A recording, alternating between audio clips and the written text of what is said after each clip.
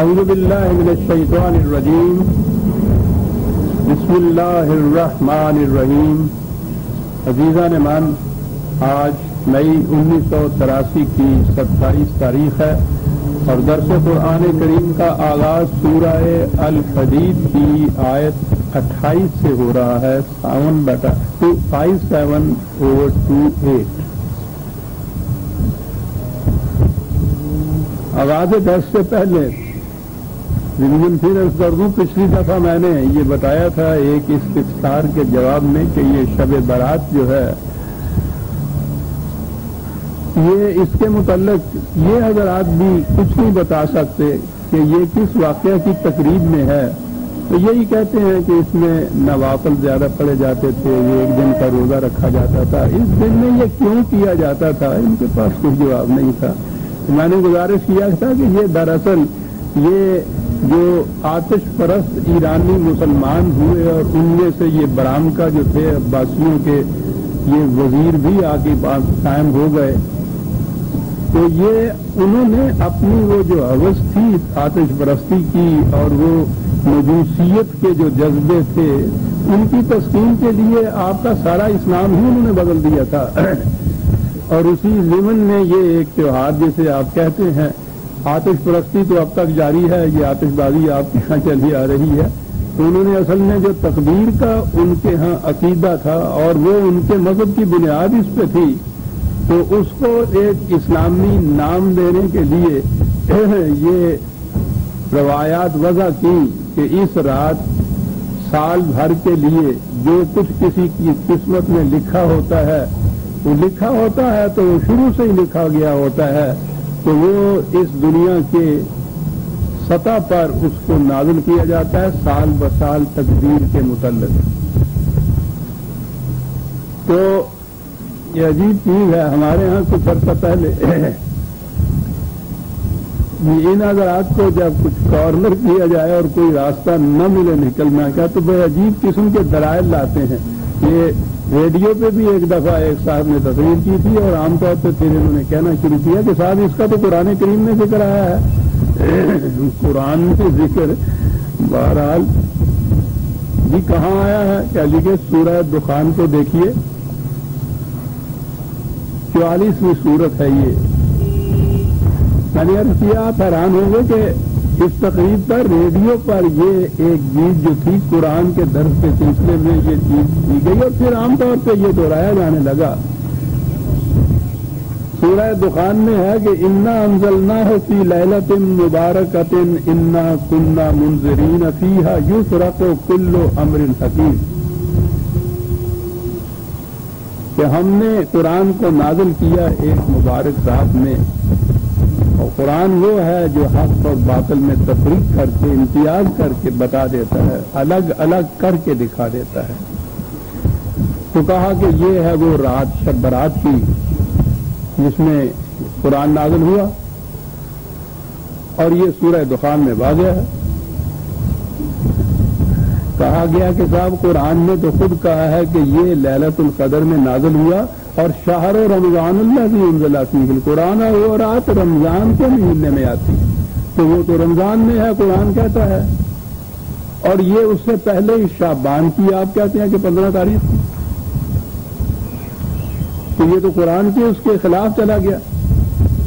کہنے لگے نہیں آپ کو معلوم نہیں ہے، یہ دونوں ٹھیک ہیں.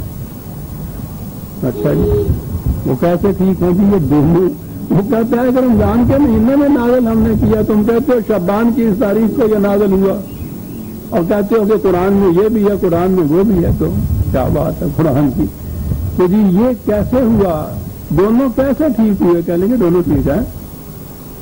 یہ شعبان کی اس رات کو جو یہ سورہ دخان میں کہا گیا ہے، قرآن لوح محفوظ سے پہلے آسمان کے اوپر نازل کیا گیا،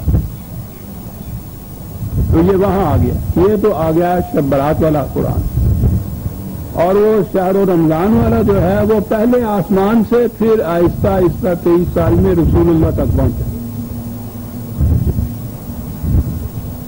تو یہ اس طرح سے نازل ہوا تھا قرآن. عزیزان من، یہ حضرات بسم اللہ کے گنبد میں بستے ہیں اپنے ساتھ ہی مواقع کرتے ہیں، اپنے یہاں مختلف فرقوں میں مناظرے ہوتے ہیں، یا خود ہی مطمئن ہو جاتے ہیں کہ ہم نے بالکل کی. ان کو کیا پتا ہے؟ تو کہتی ہے تجھ کو خلق خدا غائبانہ کیا. دنیا کے مستشرق اور غیر مسلم دانشور جو وہ اعتراض کرتے ہیں، ان خرافات کی بنا پر اسلام کے اوپر جو اعتراضات کرتے ہیں وہ ان تک تو کبھی پہنچ ہی نہیں پاتے. اسی لیے انہوں نے انگریزی کو حرام قرار دے دیا ہے کہ پتہ ہی نہ چلے کہ لوگ کہتے کیا ہیں. لیکن جنہیں پھر ان کا جواب دینا پڑتا ہے ان کے لیے تو دشواری ہوتی ہے نا. وہ تو یوں سمجھیے اس دور میں اللہ تعالیٰ کا یہ فضل ہے کہ ایک چیز بہرحال یہ عام ہو گئی کہ یہ روایات جو ہیں یہ دین کی بنیاد نہیں ہیں. ان کے لیے یہ سمجھیے کہ جو روایت قرآن کریم کے مطابق ہوگی اس کے متعلق تو کہا جا سکے گا کہ یہ رسول اللہ کی ہو سکتی ہے. یقینی طور پر اس کے متعلق بھی نہیں کہا جا سکتا کہ رسول اللہ نے تو اپنی روایت کا ایک روایت بھی حضور نے خود منضبط کر کے امت کو نہیں دی اور قرآن سارے کا سارا مدون کر کے دیا. لیکن بہرحال یہ بات تو ہو گئی کہ اس کے پرکھنے کا یہ ایک پیمانہ ہے کہ جو اس کے مطابق ہے اسے کہا جا سکتا ہے کہ یہ صحیح ہے، اور جو اس کے خلاف ہے اس کو تو فوراً مسترد کر دینا چاہیے. یہ ہے وہ چیز جس کی بنا پہ آپ ان غیر مسلم معترضین کے اعتراضات کا جواب دے سکتے ہیں.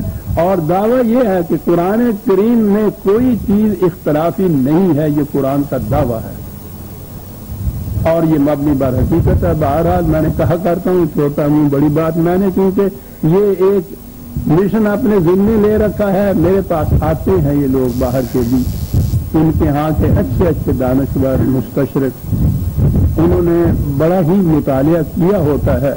اسلام ان کے نزدیک انہی روایات پر اور فقہ پر ہی مبنی ہوتا ہے.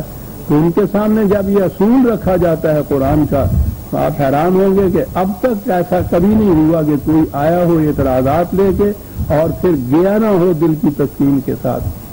قرآن تو اطمینان قلب کر دیتا ہے. تو بہرحال یہ کہا کرتے ہیں اس کے لیے کہ شب برات یہ ہے، اور اصل مسئلہ تو وہ حلوے کا ہی ہے.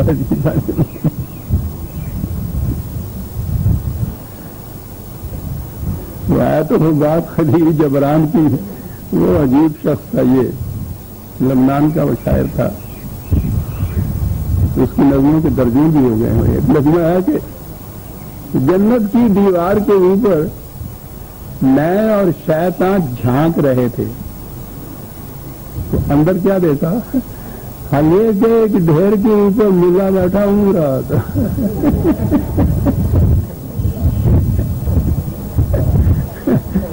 یہ عجیب شخص تھا. قرآن کی روح سے اس کی کوئی سند نہیں. یہ جو کہتے ہیں کہ نازل ہوا تھا قرآن، یہ دیکھیے سورہ دخان میں، اور وہ ارشد معلیٰ سے وہ پہلے آسمان پہ آیا. عزیزان من ان پہ بھی کوئی کمی کرنے کو جی نہیں چاہتا کہ وہ بہرحال بالواسطہ کہیں قرآن تک نہ جا پہنچے، ورنہ انہیں بتایا جائے کہ یہ کیا انداز ہے تمہارا بات کرنے کا. لوح محفوظ سے ایک دفعہ پہلے اللہ میں یہ آسمان اول کے اوپر آیا تو کیا اس کے بعد معاذ اللہ تھک گیا، پھر آگے نہیں چل پڑا، اور وہاں سے آسمان اول سے پھر آہستہ آہستہ 23 سال میں رسول اللہ تک پہنچا. اور قرآن کہتا ہے اپنے متعلق کہ جبریل نے اسے رسول اللہ کے قلب پر نازل کیا.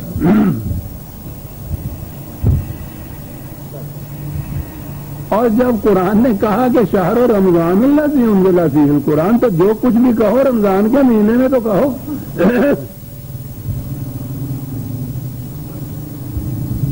لیکن یہ شعبان کے مہینے میں یہ نازل ہو رہا ہے. اب جب بتا یہ کہا کہ صاحب یہ تو اس کے خلاف جاتا ہے تو کہنے لگے نہیں صاحب یہ 2 دفعہ نازل ہوا تھا. بہرحال یہ ہے ساری حیثیت اس کی عزیزان بات. یہ سارا اجمی اسلام ہے، قرآن کا اسلام نہیں، رسول اللہ صلی اللہ علیہ وسلم کا دیا ہوا اسلام نہیں ہے. تو بہرحال اب درس میں بات آ گئی جی. 44 نمبر کی دخان، سورہ دخان کی پہلی 3 آیتیں ہیں. سورہ دخان میں نے عرض کیا تھا 44 نمبر ہے اس آیت کا. 44/1 سے 4 تک ہے جی.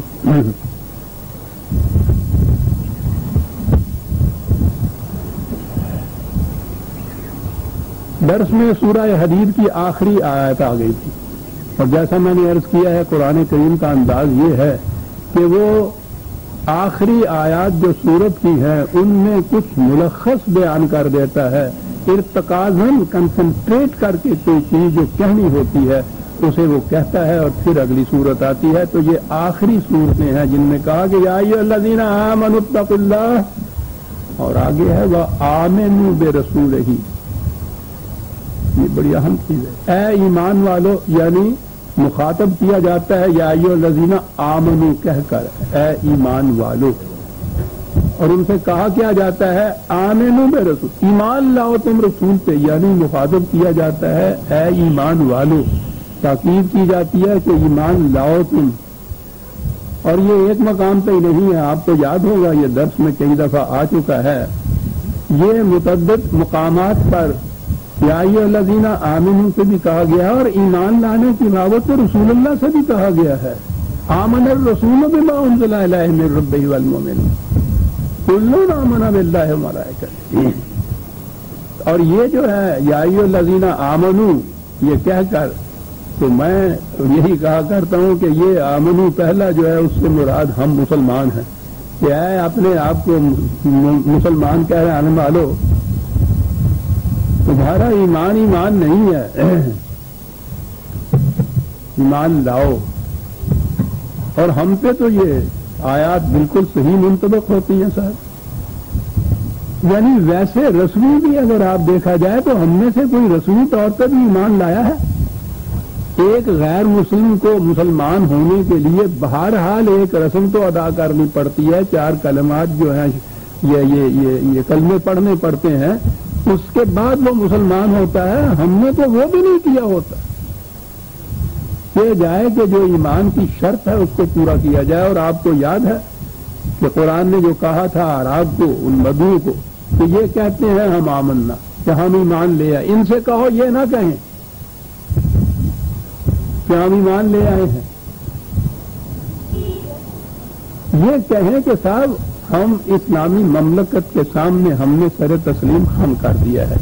کیوں نہ کہیں کہ ہم ایمان لے آئے ولکن لا يدخل الایمان فی قلوبکم، ایمان تمہارے دل کی گہرائیوں تک نہیں پہنچا. تو مسلمان کہلانے کا تو حق اس کو ہوگا جس کے دل کی گہرائیوں تک ایمان پہنچا ہوا ہو. قرآن خود کہہ رہا ہے ان سے کہ ابھی نہ کہو کہ ہم ایمان لے آئے ہیں. تو ہم نے تو ویسا ایمان بھی ہم تو نہیں لائے جیسا کہ وہ اعراب لے آئے ہوئے تھے. بہرحال انہوں نے اپنے آپ کو سرنڈر تو کر دیا تھا ان قوانین کے سامنے. اور عزیزان من، نہ تو صرف قوانین اسلام کہلا سکتا، صرف نہ قوانین کی عطایت صرف اسلام کہلا سکتی ہے. یہ تو پورے کا پورا اسلام جو ہے نافذ کرنا ہوگا آپ کو ساری زندگی کے اندر. مدخلو فی السلم کافۃ، اسلام کے اندر پورے کے پورے داخل ہو جاؤ گے تو پھر اسلامی کہا جائے گا. تو بہرحال کہا ہے یا ایھا الذین آمنوا اتقوا اللہ، قوانین خداوندی کی خلاف ورزی کے نتائج سے ڈرو. یہ جو ہے نا اللہ سے ڈرو، یہ بڑا غلط تصور دیتا ہے. عزیزان من، اللہ ایسی شے نہیں ہے کہ جس سے ہر وقت آدمی ڈرتا ہی رہے، کامتا ہی رہے.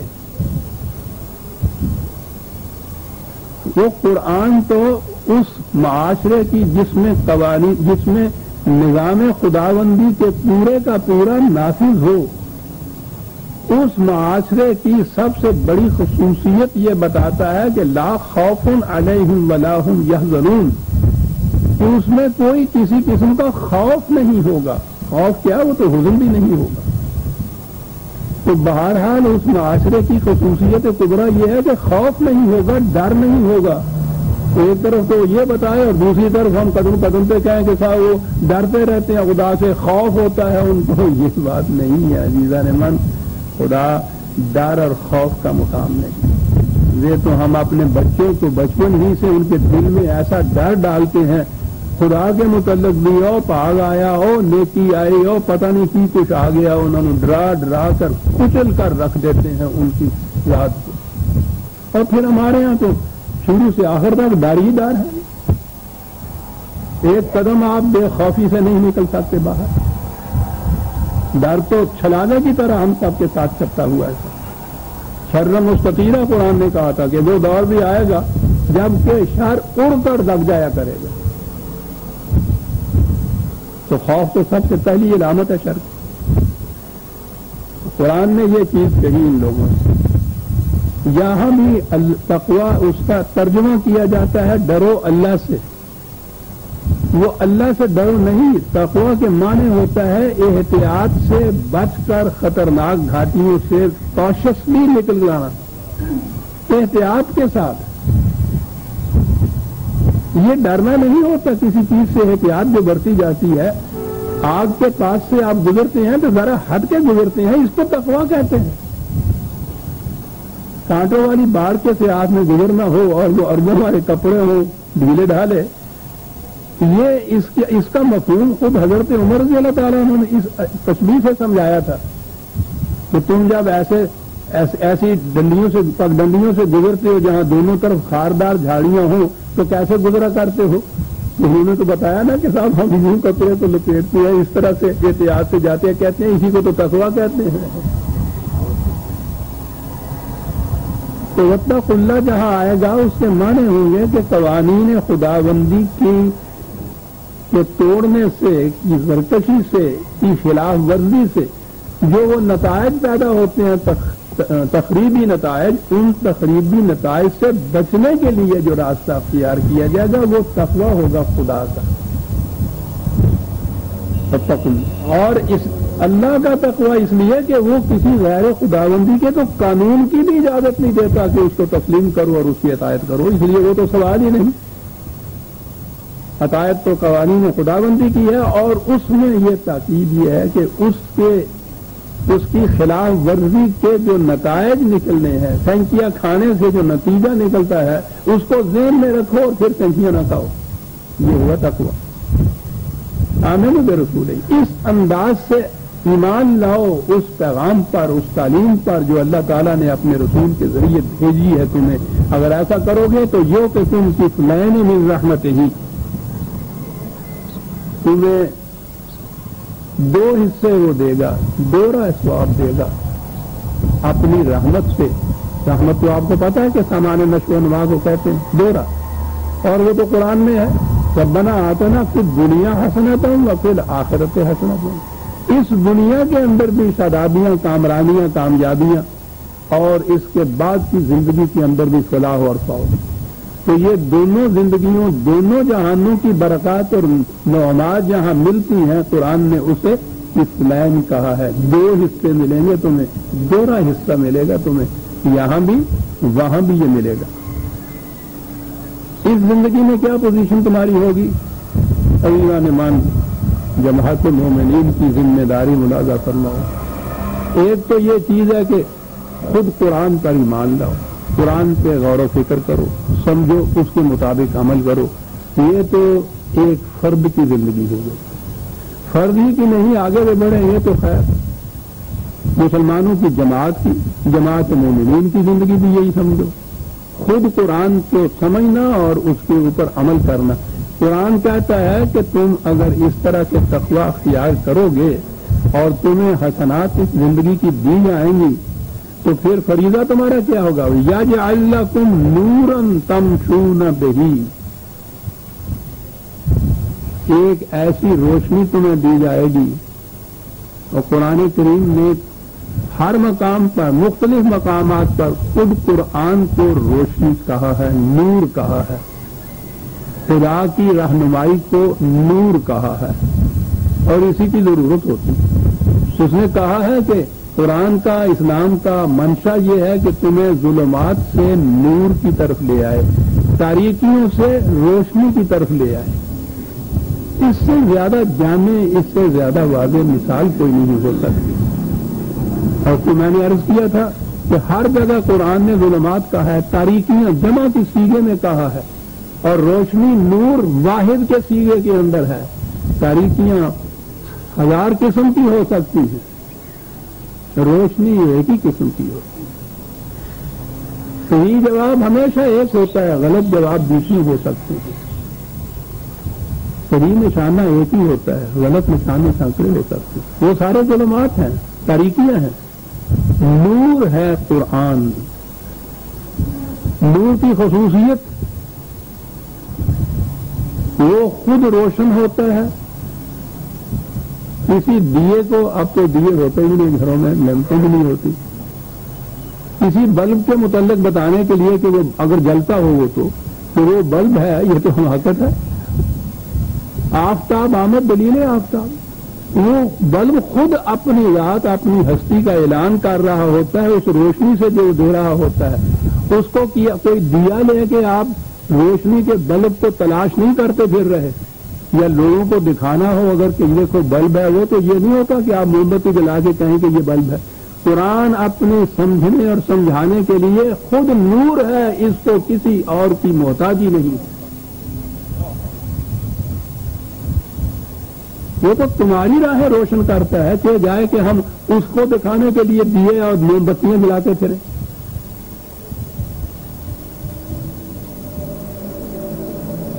یا جعل لکم نورن, پہلی بات تو یہی بڑی عجیب چیز. قرآن کی رہنمائی میں اگر ہم چلیں گے تو کہیں کوئی تاریکی نہیں آئے گی ہمارے راستے میں. لیکن جیسا میں نے عرض کیا کہ اس نے یہی نہیں کہا کہ تمہاری اپنی راہیں روشن ہو جائیں گی, تمہارا یہی فریضہ ہے.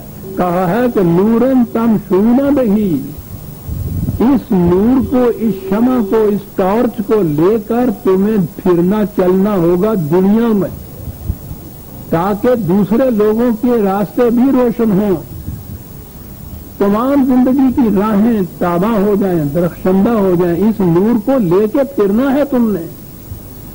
مجھے معاف رکھیے گا,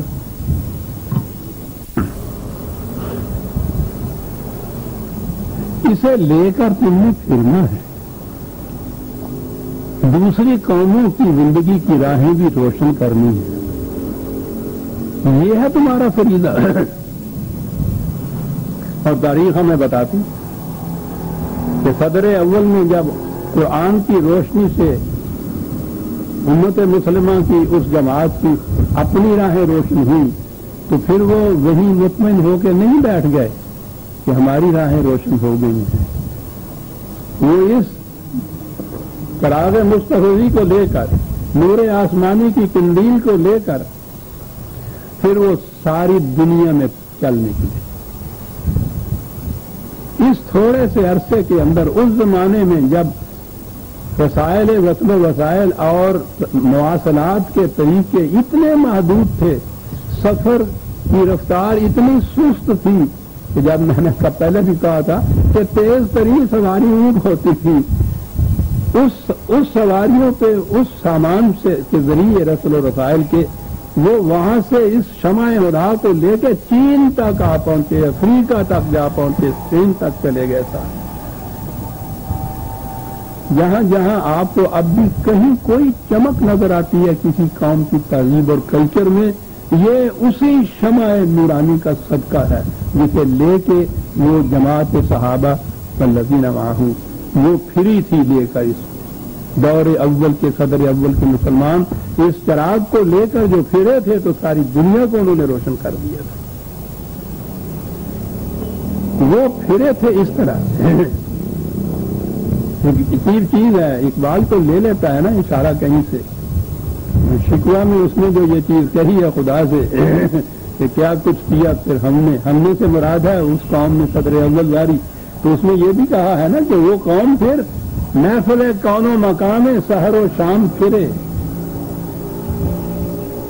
نئے توحید کو لے کر صفت جام پھرے, تو ہمیں دشت میں لے کر تیرا پیغام پھرے, اور معلوم ہے تجھ کو کبھی ناکام پھرے. کیا انداز تھا اس کا بات کا, اور معلوم ہے تجھ کو کبھی ناکام پھرے. یہ وہ جو پھرے تھے اس طرح سے، کیا جذبہ تھا؟ جذبہ کیا تھا؟ قرآن کا بھی حکم تھا، یجعل لکم نورا تمشون بہ، وہ اس ہدایت قرآنی کی تعمیل میں پھرے تھے، کوئی اور مقصد نہیں تھا، کوئی غرض نہیں تھی، اور پھرے اور اس کو بھی کہہ رہا ہے کہ تجھے معلوم ہے کبھی ناکام پھرے، کہیں سے ناکام نہیں پھرے صاحب، اتنی بڑی روشنی جو ہو، سرچ لائٹ جو ہو، وہ ناکام رہے گی؟ بات تو روشنی پہنچانے کی تھی نا، ان کے راستوں کو روشن کرنا تھا، روشن کیے راستے ان کے انہوں نے کے بعد معاف رکھیے تو چھوڑ دیجیے، ہماری اپنی راہیں تاریک ہو گئیں، دوسروں کی روشنی کیا ہم نے کرنا تھا۔ اب کیا ہو رہا ہے؟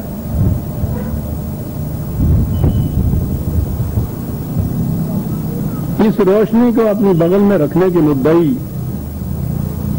طاقتوں پہ رکھنے کے یا بغل میں رکھنے کے مدعی کہا جا سکے گا۔ اب بھی پھر رہے ہیں دنیا میں، جن حضرات کے متعلق پڑھیے کہ صاحب کہاں گئے، یہ 3 مہینے سے انگلینڈ میں گئے ہوئے ہیں اسلام کی مشن کی ترقی کے لیے، پیرس پہنچے ہوئے ہیں، جرمنی گئے ہوئے ہیں، سوئٹزرلینڈ میں پھر رہے ہیں، ناروے اور سویڈن تک چلے جا رہے ہیں، امریکہ میں گئے ہوئے ہیں، کینیڈا میں گئے ہوئے ہیں، پھر رہے ہیں، کیا لے کے پھر رہے ہیں؟ شمع قرآنی سے استعمال تو ان کے اپنے نصیب میں نہیں، یہ تو انہوں نے دیے اپنے لیے بجھا رکھے ہوئے ہیں، کہ کیا لے کے پھر رہے ہیں یہ ساری دنیا کے اندر آپ؟ فنڈامنٹلزم، یورپ اور امریکہ کی استعمار پرست قوموں کا تراشیدہ اسلام، انہی کے وسائل سے یہاں کشمیر میں تہذیبہ نے من وہ ٹکٹ لے کر تو پنڈی تک جانے کی بھی توفیق نہیں ہوتی ان کے پاس، 6 مہینے کے لیے ایک دورہ، 5 سٹار ہوٹل کے اندر قیام،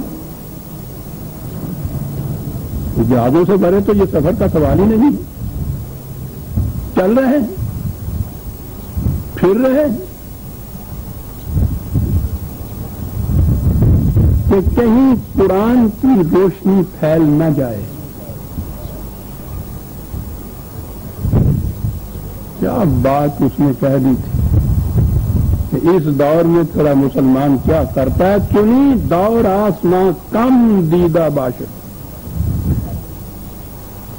ایسا دور بھی آسمان نے کم دیکھا ہوگا کہ جبریل امین را دل خراشد،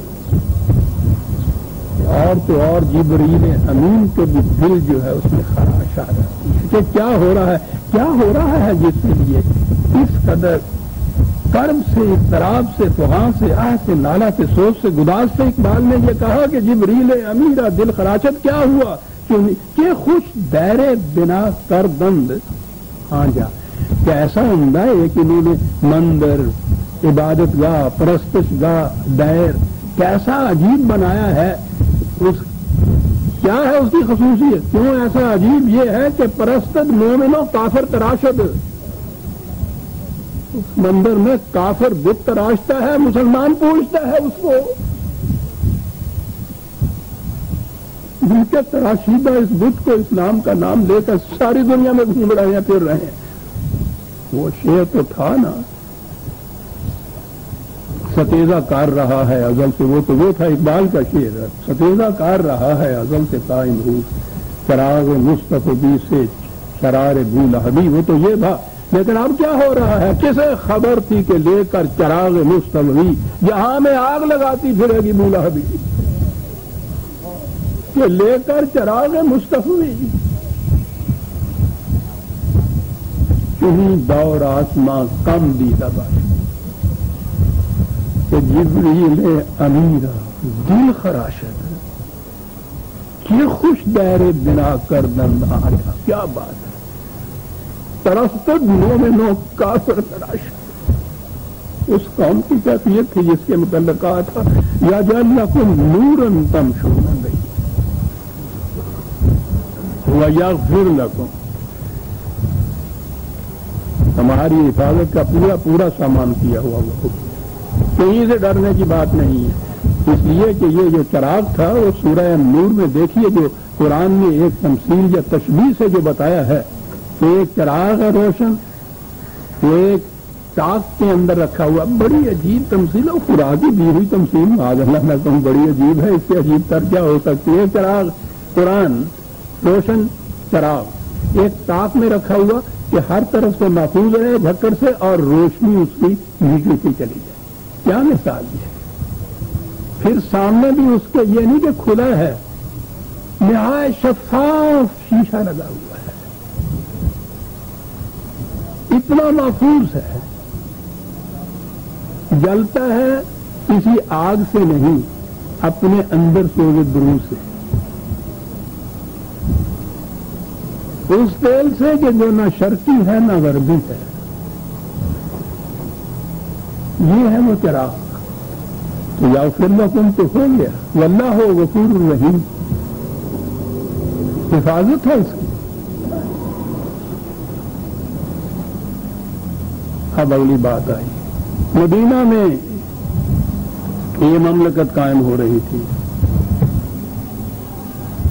ये जो जूज आपको आज इस तरह यहूदी सता रहे हैं, ये आज की बात नहीं है, ये अज़ल से कायम रूल, यही कैफियत इनकी रही है।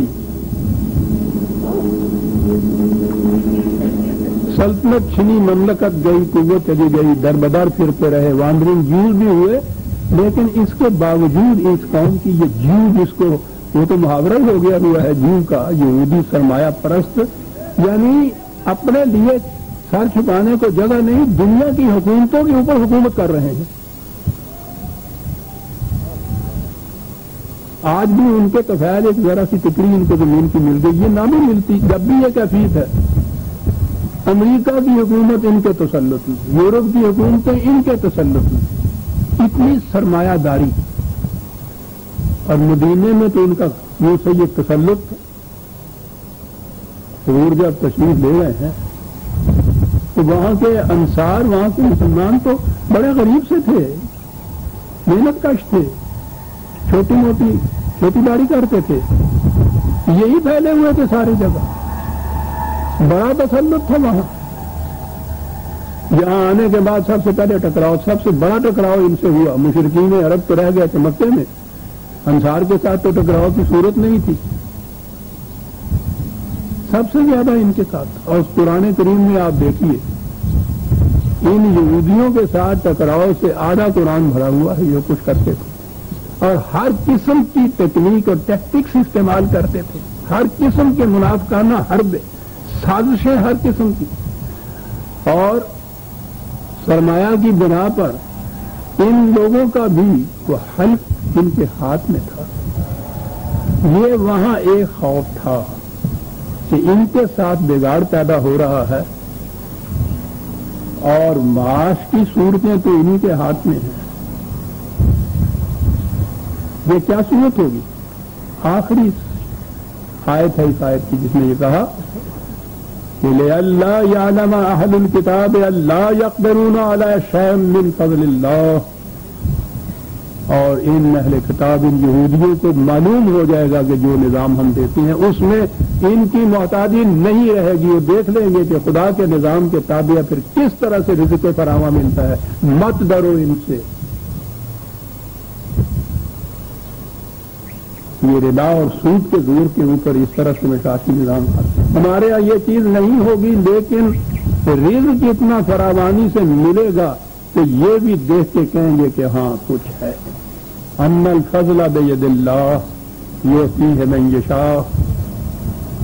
रिज़्क़ जो है वो तो खुदा के कानून के मुताबिक जब मिलता है तो फिर जो लेना चाहे उसे मिलता है। बातिल के निज़ाम में तो ये बात नहीं।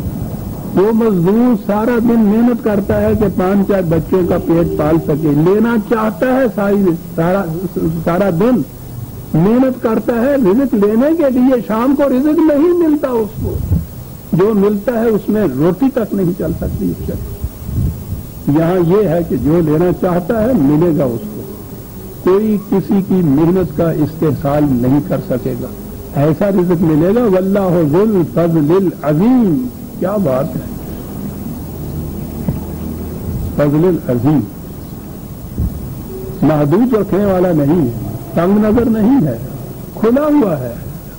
عظیم تو عظم سے ہے کہ جس کی بنیادوں کے اندر رزق دینا ہے.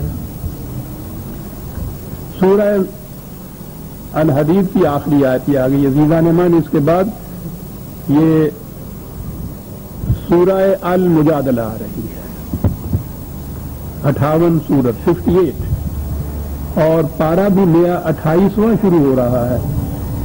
اللہ کا شکر ہے کہ ہم اس دوسرے دور میں 27 پارے ختم کر چکے ہیں. 28واں شروع ہے. 28, 29, 30 تھوڑی سی منزل ہی رہ گئی ہے. اللہ توفیق عطا فرمائے تو 28واں پارہ. ایسے وقت میں یہ سامنے آ رہی ہے سورت مجادلہ جب یہ شور مچ رہا ہے کہ عورت کو اجازت دی جا رہی ہے کہ وہ اپنے حقوق کے لیے آواز بلند کرے. ہاں, اس کی یہ جرتیں بے باک ہو رہی ہیں. خلاف اسلام, خلاف شریعت, بند کر دو گھروں کے اندر. نظر بندی نہ کہو بلکہ کہو یہ کہ یہ اسلام کا, خدا کے رسول کا حکم ہے کہ تم بند رہو. خود اپنے آپ کو نظر بندی میں رکھو, آواز زبان پہ مت لاؤ, اس لیے کہ مرد حاکم ہے تمہارے اوپر. تو میں نے عرض کیا کہ اتفاق حسنہ ہے. یعنی اس وقت یہ سورت شروع ہو رہی ہے. کیا شروع ہو رہی ہے؟ قد سمع اللہ قول التی تجادلک فی زوجہا. تھوڑی ایک تو میں پہلے عرض کرنے میں نے کہا تھا نا, ہمارے ہاں زوجہ تو صرف عورت کو کہا جاتا ہے, مرد زوج نہیں ہوتا. اس کا وہ ہوتا ہی نہیں زوج, وہ تو حاکم ہوتا ہے, مالک ہوتا ہے. یعنی ہمارے ہاں زبان میں آپ دیکھیے الفاظ جو ہے پنجابی زبان میں, مجھے پتا نہیں اردو میں بھی وہ کہتے ہیں, یعنی ہمارے ہاں تو مالک کہتے ہیں خامن کو, اور میاں تو عام ہوتا ہے, یا اللہ میاں ہوتا ہے یا خامن میاں ہوتا ہے.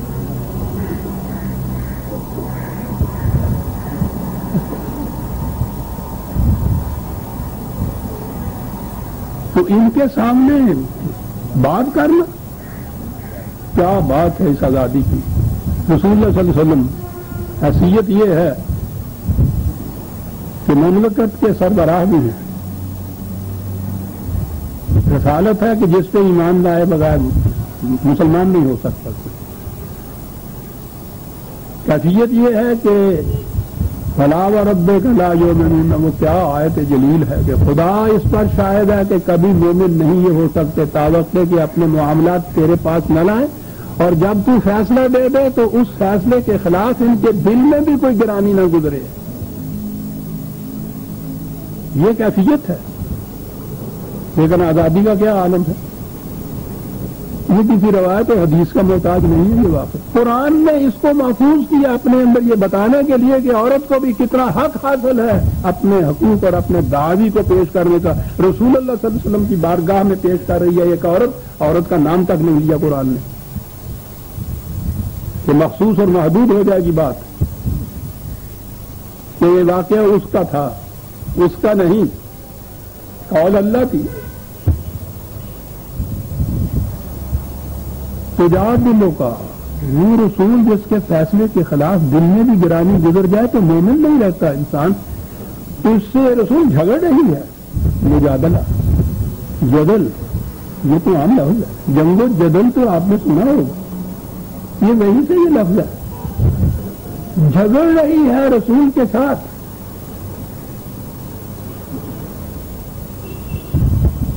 رسول کی ذات کا معاملہ نہیں ہے. وَتَشْتَكِي إِلَى اللَّهِ, وہ اس طرح اپنی شکایت کو خدا تک پہنچا رہی ہے. کیا ہوا تیرے ساتھ یہ جھگڑ رہی ہے, خدا کہتا ہے کہ حضور ہم سن رہے ہیں اس کی باتوں. کیا مقام ہے عزیزان میری بیٹیوں, رسول کے ساتھ اپنے حق کے لیے جھگڑ رہی ہے, خدا سن رہا ہے, شہادت دے رہا ہے. واللہ یسمع تحاورکما, یہ واضح کیا تحاور محاورہ. تو یہ کہتے ہیں آپس میں ایک دوسرے کے ساتھ بات کرنا. تو یہی نہیں کیے جا رہی, تم بھی بات کچھ کر رہے ہو, یہ بھی بات کر رہی ہے. یعنی آپ اس منظر کو سامنے لائیے نا، اور مجادلہ ہے، جھگڑا ہے، دونوں طرف سے باتیں ہو رہی ہیں. تو اس کے اندر کون سی چیز ہے جو رعایت کی ہے؟ تشتکی الی اللہ، خدا سے شکایت اپنے بیان کر رہے. اب یہ بھی معلوم ہو گیا کہ خدا سے شکایت کرنے کی کا ذریعہ کیا ہے؟ اسلامی نظام مملکت کا سربراہ. اور اسی لیے حضرت عمر رضی اللہ تعالیٰ عنہ نے یہ کہا تھا، کیا بات تھی جو وہ کیا جاتے تھے کہ خدا نے مجھے تو یہ خلافت اس لیے دی ہے کہ میں تمہاری دعاؤں کو اس تک نہ پہنچنے دوں، راستے میں ہی روک لوں. خدا تک اس دعا کے پہنچانے کی ضرورت ہوگی نا جو تمہاری ضرورت جہاں رکی رہے. تو میں اگر اسے یہی پورا کر دوں تو پھر خدا کا دروازہ اسے تکلیف دینے کی کیا ضرورت ہے؟ بابا میں ہی کر دوں. اور اگر وہاں تک یہ پہنچے گی تو اس کے معنی یہ ہے کہ وہ میری شکایت ہوگی کہ میں تمہاری ضرورت کو پورا نہیں کر سکا، تو خدا کا دروازہ کھٹکھٹانا پڑا. خدا کے نظام کے ہوتے ہوئے خدا کے دروازہ کھٹکھٹانے کی ضرورت ہی پیش نہیں آئے گی، معاملہ یہی حل ہو جائے. تشتکی الی اللہ واللہ یسمع تحاورکما ان اللہ سمیع بصیر. معاملہ تم دونوں کا ہو رہا ہے، ہم سن بھی رہے ہیں، ہم دیکھ بھی رہے ہیں، اور فیصلہ اس عورت کے حق میں ہو رہا ہے. معلوم ہوتا کہ اس وقت تک اس خاص مسئلے کے متعلق وہی کے احکام نہیں آئے تھے. جہالت میں یہ ہوتا تھا، اور اب تو خیر ہنستا ہوا یہ موقع نہیں دیکھنے ملا. یا ہمارے ہاں بھی جہالت میں مرد عورتوں کے متعلق، بیوی کے متعلق غصے میں آ کے جہاں اور باتیں کرتے تھے وہ یہ بھی کہتے تھے تو میری ماں لگتی ہے، تو بہن لگتی ہے. یہ عام طور پہ جہالت میں ہوتا تھا. عربوں کے ہاں تو پھر جہالت عام تھی، اسے تو دوری جاہلیہ کہا کرتے تھے. یہ کہہ دینے کے بعد یہ سمجھ لیتے تھے کہ وہ عورت بیوی نہیں رہی. اب عجیب مصیبت میں پھنس جاتی تھی. طلاق نہیں ہوئی کہ کسی دوسری جگہ شادی کر لے، اس کے یہ کہنے سے بیوی نہیں رہی تو وہ کل معلقہ ہو گئی. یہ تھی وہ پوزیشن سچویشن جس کے لیے ابھی قرآن میں کوئی حکم نہیں آیا تھا، اور نظر آتا ہے کہ اس قسم کا کوئی واقعہ ہو گیا. اب اس کے بعد یہ بات اس عورت نے یہ کہا کہ میری زندگی کے متعلق کوئی فیصلہ ہونا چاہیے، تو اس کے ساتھ نکاح ختم ہو گیا ہے تو میں دوسری جگہ نکاح کر سکتی ہوں متعلقہ کی حیثیت سے. نہیں ختم ہوا تو یہ بیوی کی حیثیت سے رکھنا ہوگا مجھے. تو کیا فیصلہ ہے اس کا؟ یہ تھا وہ معاملہ. کیا بات ہے! اس انداز سے یہ آزادیاں تھیں اس نظام کے اندر یہ دخل رہی ہے، اور خدا سن رہا ہے، اور اس پہ پھر خدا کی طرف سے فیصلہ ہو رہا ہے کہ نہیں بھائی، یہ اگر کوئی اس طرح سے جہالت میں غصے میں آ کے کہہ دیتا ہے تو یہ محض جہالت ہے، اس سے وہ بیوی ماں نہیں بن جاتی. الذین یظاہرون منکم من نسائہم ما ہن امہاتہم، بیوی نہیں بن جاتی. ان امہاتہم الا اللہ ولدنہم، ماں تو وہی ہوتی ہے جس نے اس کو جنا تھا. یہ رشتے عقدی ہیں، بیوی کے ساتھ ایک معاہدہ کی روح سے رشتہ قائم ہوتا ہے، اور وہ رشتہ ٹوٹتا بھی اس معاہدے کے توڑ دینے سے ہے، ویسے نہیں ہے. وہ ماں نہیں بن سکتی، نہ ماں ہو سکتی ہے. کیا بات ہے! وَإِنَّهُمْ لَيَقُولُونَ مُنْكَرًا مِنْ قَوْلِ وَزُورًا، یہ جو کہہ دیتے ہیں یہ غصے میں آ کے یہی ایک بکواس کی بات ہے جو کر دی، جھوٹی بات ہے جو یہ کہہ دی ہے، سچی بات نہیں ہے. وَإِنَّ اللَّهَ لَعَفُوٌّ غَفُورٌ، اس قسم کی چیزیں یہی طیش میں آ کے بکواس کر دیتا آدمی، وہ قانون نہیں بن سکتا. عفو کے معنی ہوتا ہے کہ کسی کے پاس سے یوں گزر جانا. غفور کے معنی ہوتا ہے جو کچھ یہ کیا ہے اس کی حفاظت دے دینا. حفاظت ہم دیتے ہیں. اور اس کے بعد یہ حکم ہوا والذین یظاہرون من نسائہم ثم یعودون لما قالوا کہ غصے میں آ کے یہ کہہ دیا اور اس کے بعد جب غصہ فروغ ہوا تو پھر اپنے جو کہا تھا اس کے اوپر نادم ہوئے, متاسف ہوئے. تو پھر کیا صورت ہے؟ تو اگر تو یہ بات ہو کہ ٹھیک ہے بھائی تم نے کہہ دیا پھر تم نادم ہو گئے, معاملہ ختم ہو گیا. قرآن کہتا ہے کہ اس طرح سے تو معاشرے کے اندر روز ہی یہ کچھ بچپن کا معنی ہو جائے گا. یہ تو بچوں کا کھیل ہو جائے گا. یہ عقد نہیں رہے گا, معاہدہ نہیں رہے گا. جب جی چاہے یہ کہہ دیا, جب جی چاہے پھر میاں بیوی بن گئے. کچھ تھوڑی سی تو پابندی, کوئی تھوڑی سی تو سزا اس کے اوپر ہونی چاہیے. کہا کہ وہ میاں بیوی تو بدستور رہے ہیں لیکن اس کے لیے کفارہ اس قسم کا کچھ دینا پڑے گا. یہ ہے جو اس نے کہا عفو غفورا. جرم نہیں ہے, طلاق نہیں ہوئی, نکاح نہیں ٹوٹا, لیکن کچھ کفارہ تاکہ آئندہ کے لیے تم محتاط رہو کہ پھر میں نے جوش جنون میں اگر جاہلیت میں اس قسم کے الفاظ کہہ دیے تو یہ کچھ بھگتنا پڑے گا. فتحریر رقبۃ من قبل ان یتماسا. تو یہ اس زمانے میں تو غلام اور لونڈیاں عرب میں ابھی عام تھی. قرآن نے آ کے اس دروازے کو بند کیا جہاں سے یہ بناتے تھے جنگ کے قیدیوں کو, بند کر دی. جو موجود تھی ان کے متعلق آہستہ آہستہ ان کو رہا کرنے کا, آزاد کرنے کا, ان کو جزو معاشرہ بنانے کے احکام دیے. قرآن نے معاملہ کا تیمانکن کے متعلق جتنے احکام ہیں جن کو کہا جاتا ہے لونڈیوں کے متعلق, وہ سارے ان غلاموں اور لونڈیوں کے متعلق ہے جو وہاں عرب میں اس معاشرے میں پہلے سے موجود تھے. بعد میں تو کسی کے بنانے کا سوال ہی پیدا نہیں ہوا. تو آہستہ آہستہ ان کو یا تو رہا کرتے گیا قرآن اسی طرح سے کفارے وغیرہ کی قسموں کے معاملے میں, اور یا ان کو ویسے کہا کہ آزاد کرو, یا ان کو جزو معاشرہ بناؤ. تو کہا کہ اگر کفارہ ہے تو تحریر رقبۃ. عجیب بات ہے ہمارے ہاں, آپ کو معلوم ہے نا کہ غلام اور لونڈیوں کے حق میں ہمارا جو مذہبی پیشوائیت ہے وہ تو بڑے زور سے کہتا ہے کہ قرآن میں جائے نا, اب بھی بنائی جا سکتی. پوری کتاب لکھی ہوئی مودودی مرحوم کی موجود, ہمارے ساتھ یہ مقابلہ ہوا. جس نے کہا یہ تھا, انہوں نے آخر میں جب کوئی اور دلیل نہیں سمجھی, لکھی ہوئی موجود ہے کتاب میں, کہ ان لوگوں کی بنیادی غلطی یہ ہے کہ یہ قرآن سے اس قسم کے احکام لاتے ہیں. ٹھیک ہے جی, ہے بنیادی غلطی, بنیادی غلطی یہ ہے, بنیادی غلطی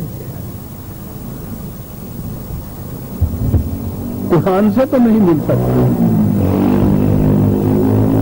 اور چاؤ اتنا ہے کہ آپ کو یاد ہے, میں پہلے بتایا کرتا ہوں, کیونکہ زمانے میں پارلیمنٹ میں جب یہ آئلی قوانین وہاں یہ بحث تھے تو ایک بہت بڑے مولانا صاحب نے یہ کہا تھا کہ بابا تم 4 بیویاں کرنے پر پابندیاں لگا رہے ہو اس قسم کی, اس کے اندر پابندیاں تھیں, اس پہ تو ہمارا بس نہیں, لیکن کم از کم ایک لونڈی رکھنے کی اجازت تو دے دو.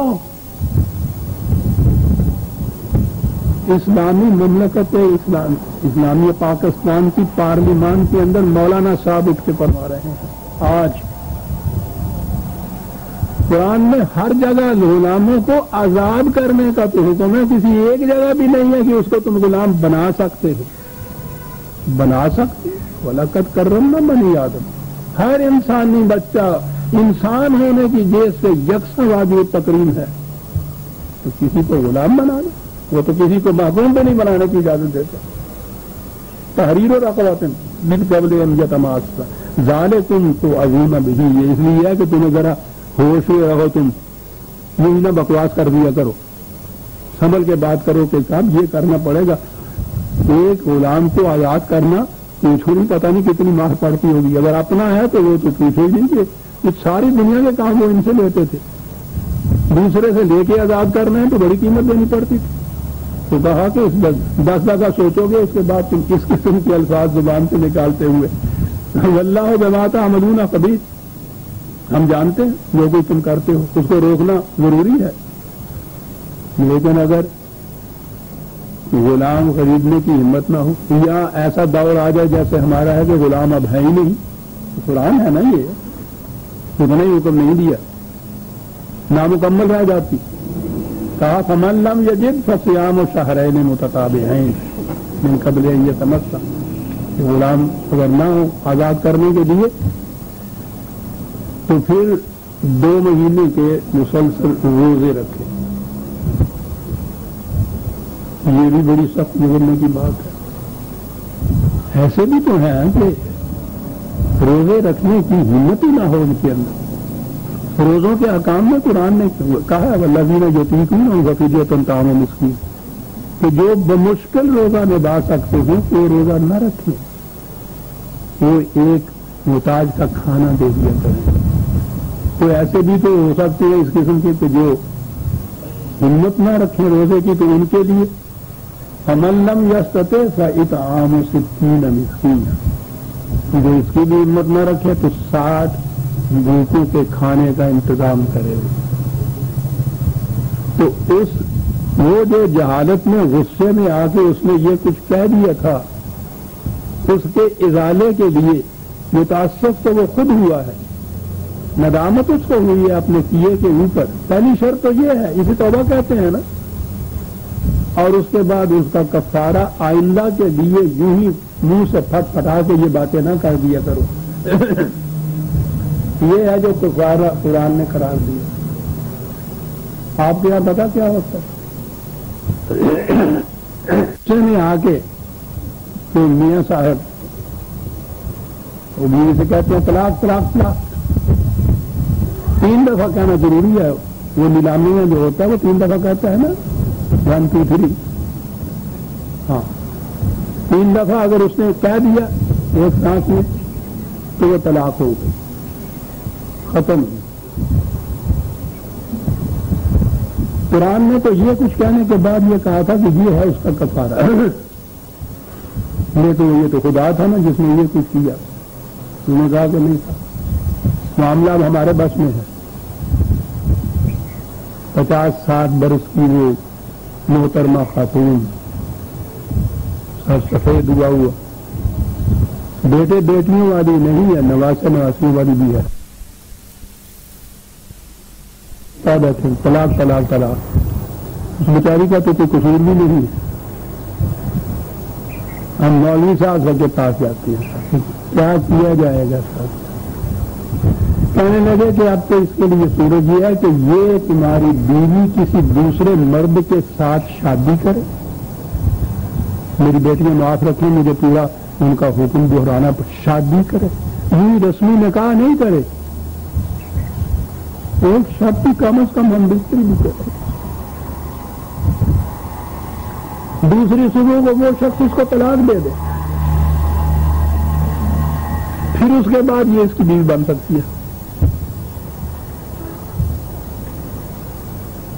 یہ آپ کی اس شریعت حقہ کا فیصلہ ہے جسے یہ یہاں نافذ کرنا چاہتے ہیں. آئلی قوانین کے خلاف جو شور مچا رکھا ہے وہ اس میں ایک شک یہ بھی ہے کہ یہ قوانین اس قسم کی طلاق کو طلاق ہی نہیں محسوب کرتا.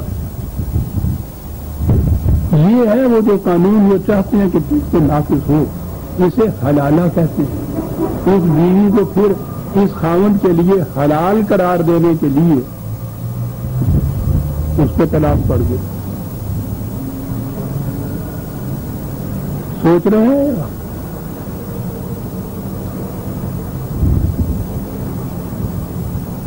اور پھر یہ تو معاملہ میاں بیوی کا بھی نہیں ہے. نکاح کا معاہدہ، عقد جو ہے، اگریمنٹ جو ہے، کانٹریکٹ جو ہے، وہ تو ان دونوں میں تھا. توڑنے کا حق ایک ایسی پارٹی کا جس نے کبھی ان کو دیکھا تک بھی نہیں. تو آپ نے اگلے دن پڑھ دیا ہوگا تمہیں اسلام نہیں. مولوی صاحب نے فتویٰ دیا کہ یہ جتنی خواتین تو وہ کہتے ہی نہیں ہے نا، وہ تو اس نفرت سے نام ان کا لیتے ہیں. وہ جن کے پاؤں کے نیچے جنت بھی کہتے ہیں تو گالیاں بھی دیتے ہیں. کہ جنہوں نے یہ ڈیمانسٹریشن کی تھی یہ ان قوانین کے خلاف جو ان کے متعلق بن رہے تھے یا نہیں بنے تھے، وہ بھی یہاں ڈیمانسٹریشن جنہوں نے اس میں حصہ لیا تھا ان کے نکاح ٹوٹ گئے. थोक के भाव से, पता नहीं कितने सैकड़ों की तादाद में थी, निकाह टूट गया। अब जब निकाह टूट गया तो फिर जोड़ने का तरीका क्या होगा? वही तरीका किसी और मर्द से जाके वो शादी करे, तलाक हो गई ना। फिर वही हलाला हो, फिर ये किस्सा हो। और ऐसे केसेस आए कि वो कोई मिलता नहीं है जो इस तरह से एक रात के लिए शादी कर दे। ये वाकयात आए हैं मेरे इल्म में। मौलवी साहब ने कहा कि अब तुम्हारी मजबूरी है तो अब और नहीं मिलता कोई, कि चलिए मैं ही अपने आप को ढूंढ देता हूँ साल में। ये कुछ किया। दूसरी सुबह उन्होंने कहा कि मौलाना शर्त पूरी हो गई, अब तलाक दीजिए। लेकिन वो रात की बात रात में गई, अब मैं तलाक बात कुछ नहीं दे सकता जी। ये कैसे ला रहे हैं, वो तलाक देते नहीं और कोई दिला ही नहीं सकता, बाकायदा निकाह हुआ। कुरान ने कहा था ला तत्तखिज़ू आयातिना हुज़ुवा, हमारे आकाम को मजाक न बनाओ, इनकी हंसी न उड़ाओ। इससे ज्यादा हंसी भी उड़ाई जा सकती है। तिलका हदूदुल्लाह, ये खुदा की बांधी हुई हदें हैं, इनको न तोड़ा। लिल काफिरीन अज़ाबुन अलीम, इनको तोड़ने वाले जो हैं उनको काफिर कहा गया है, उनके लिए अज़ाब अलीम कहा गया, दर्दनाक अज़ाब। और इससे ज्यादा दर्दनाक अज़ाब और कौन सा हो सकता है जिसमें बैसियत कौम के हम सारे गिरफ्तार हैं। वीज़ान मन सूरह अल मुजादला की 4 आयत तक हम आ गए, 5वीं आयत से आइंदा लेंगे। रब्बना तक़ब्बल मिन्ना इन्नका अंतस समीउल अलीम। शुक्रिया।